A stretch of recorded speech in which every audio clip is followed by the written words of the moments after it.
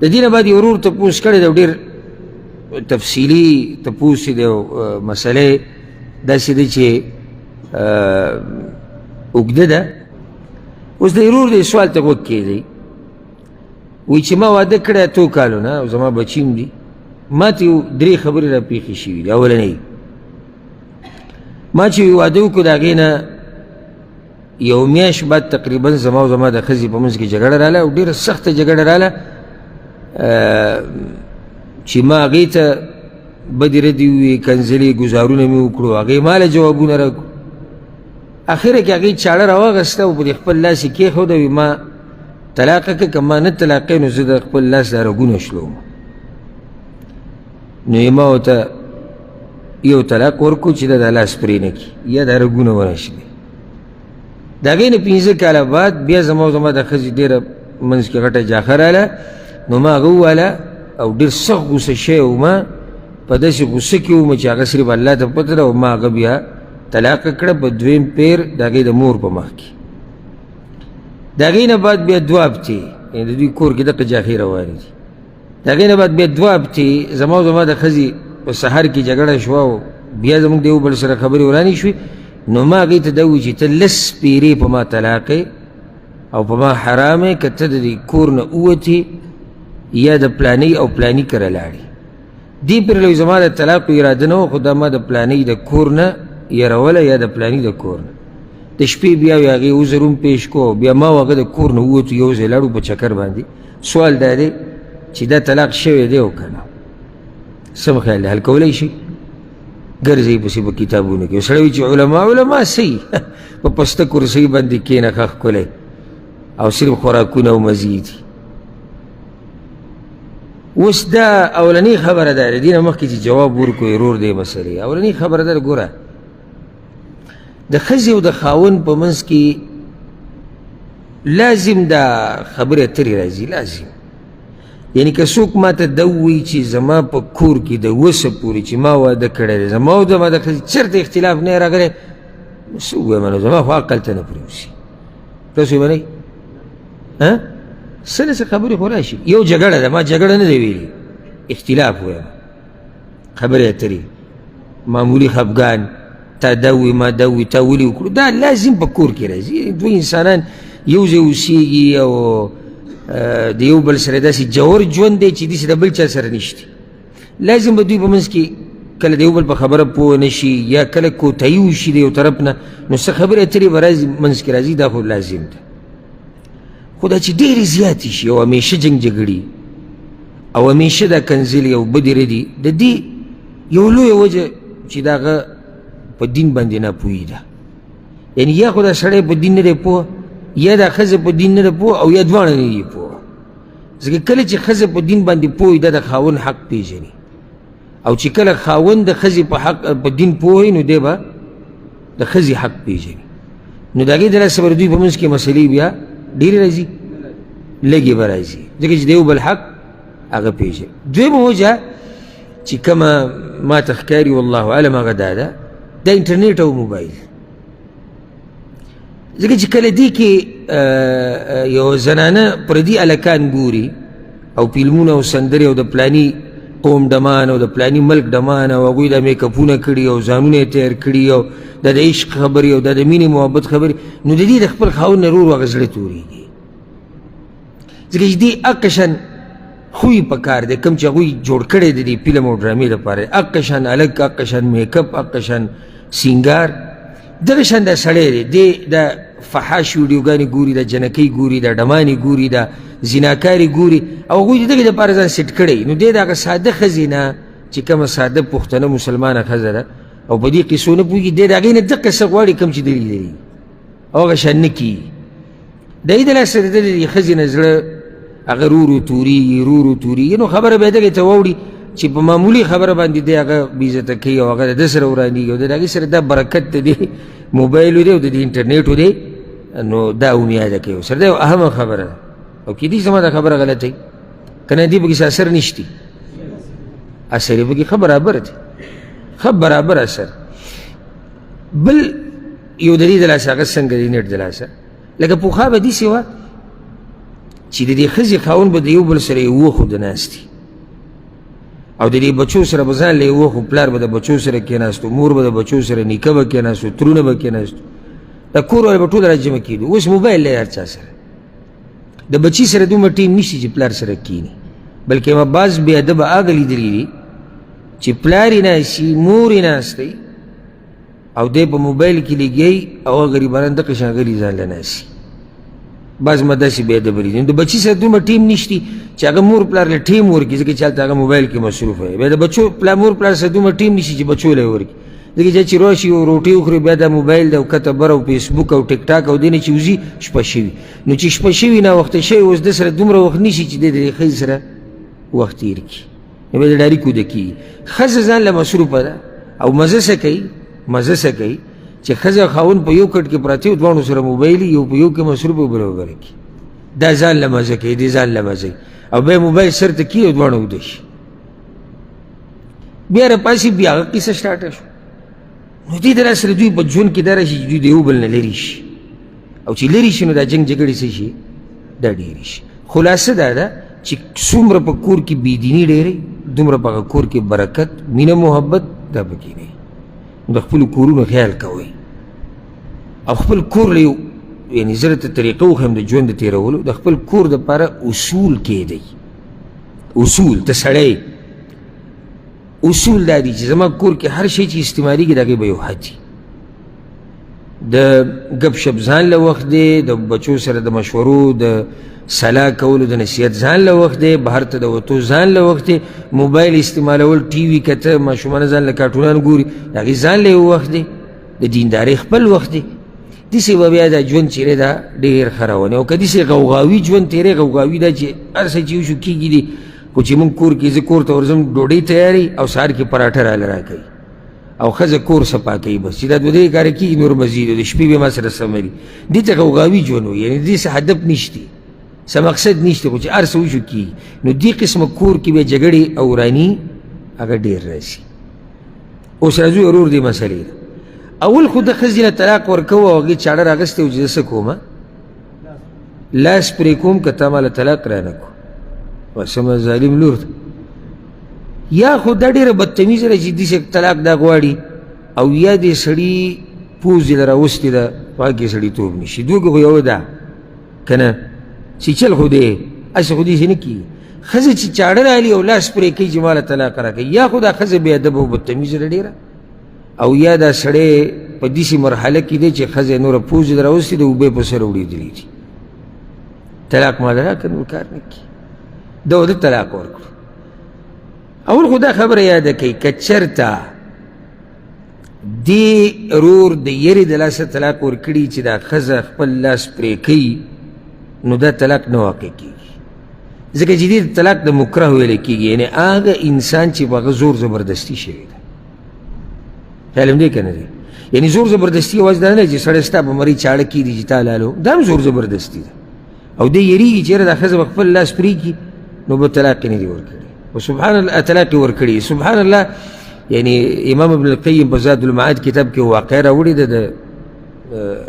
عمر بن خطاب رضی الله عنه د زمانې، دې ته غوږ کېږدي. هغه دا وایي امام ابن القیم وایي صحابه کرامو دا فتوا ورکړې وه چې به چا زور زبردستي وشي د طلاق نه واقع کېږي، ځکه چې ده به خپل نیت نه دی ورکړی. بیا واقع راوړې ده چې عمر بن خطاب رضی الله عنه پسې یو سړی راغی، دا سړی تللی و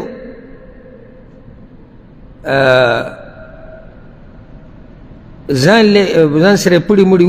وړي و، ځنګل ته وتی و او په ونه کې بره ګبین دی، نو دی دا پړی مړی وتړو چې دا ګبین راوالي د برې نه او دې ونې ته وختو، نو دا ښځه پسې راغله، دې واقعې ته غوږ کېږدي. دی اوس ونه کې دی او ځان ته یې پړي مړي اچولي دي او په دې کې څوک راله، ښځه راله. نو هغه ښځې ورته دا وي یا به مې طلاقې یا د باندې دا پړي پرې کړو، یا به مې طلاقې یا دا پړي پرې کوم راولېږدم لا تیر به دې پاتې شي. دوه خبرې دي. او هغه ډېر لکه الله یې ورته رایاد کړو چې الله نه ویرېږو، نه هغه ویې نه فطلقها او دې ته طلاق یې ژوند ډېر اهم دی. نو یې ته طلاق بیا دا سړی راغی په عمر بن خطاب رضی الله عنه پسې او ته امیر المؤمنین وی مسله دې سي ده چې هغې وي چې یا دا پړي پرې کوم یا ماله طلاق راکړي ورته یې وویل خپلې ښځې ته واپس شه فإن هذا لیس بطلاق دا هغه طلاق نه دی کوم چې واقع کېږي ولې زور زبردستي شوې ده په خپله مرضي خو نه دی ورکړی او دغه شان د علي بن ابي طالب عبدالله بن عمر عبدالله بن زبیر رضی الله عنهم دې ټول نه داسې فتوې نقل دي او بعض روایتو کې هم راځي چې چا باندې زور زبردستي وشي د هغه طلاق نه واقع کېږي لکه اوس ستا کور ته څوک راننوتو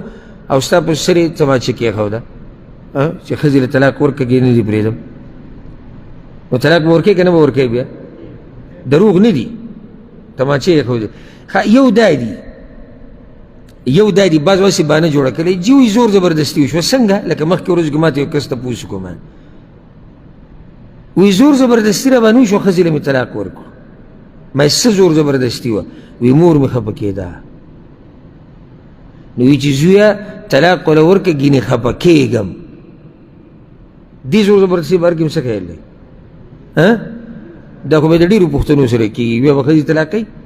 زور زبردستی یعنی یقینی پکې ستا ژوند ته صحیح خطره وي ډېره زور زبردستي وي نو دا طلاق نه واقع کېږي دویم پیر دی وایي چې ما ښځې له طلاق ورکړو زه په انتهایي غوسه کې وم نو دا یاده کوي غوسه په 3 قسمه ده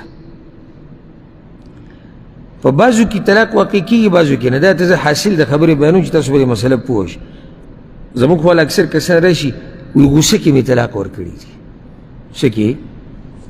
غوسه کې خوشحالۍ کې څوک طلاق ورکوي خوشحالۍ کې خو څوک طلاق نه ورکوي که یا په ګپ شپ کې لکه هغه یو عالم خواله یو کس راغی اوس ما ته را پته نه شي چې هغه عالم څوک ما نه نوم هېر شو زموږ د پښتنو علماو کې مشرانو علماو کې نو ما پسې کس راغی ما ته وایي چې ما ښځې له په مینه کې طلاق ورکړي دي په مینه کې نو د دې به څه دې باره کې به څه وایو ما ورته دې باره کې به دا وایو ته د مینې طلاق یې ته د مینې طلاق یې تا نوی ریکارډ جوړ کړو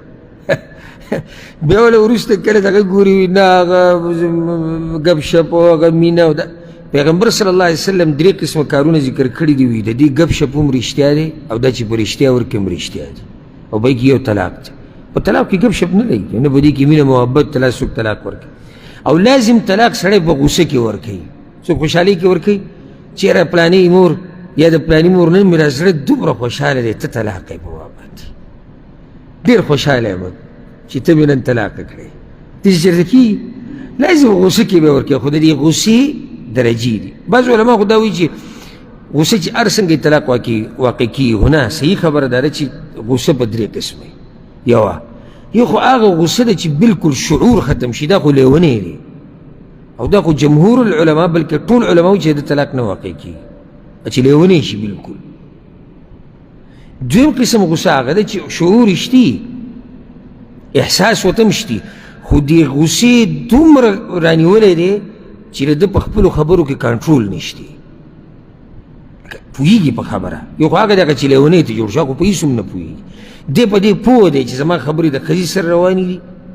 او په دې موضوع هم پوه دی په دې هر څه خو غوسې دې درجې ته رسولی دی چې دی خپله خبره یعنې د ده په کنټرول کې نه ده او د خولې نه طلاق وځي نو صحیح خبره دا ده چې دا طلاق هم نه واقع کېږي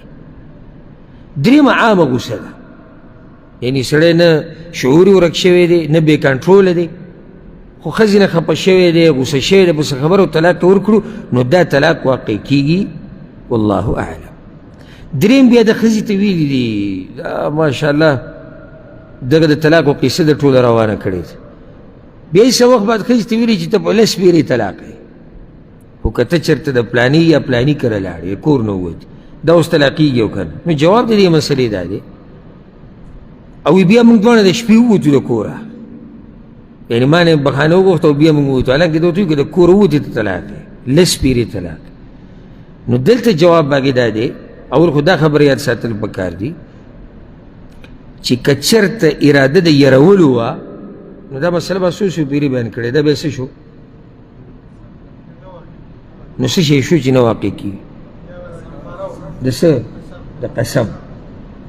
یعنې که چېرته مقصد د دې رور یرولو چې دا ښځه د کور نه نه وځي نو بیا خو دلته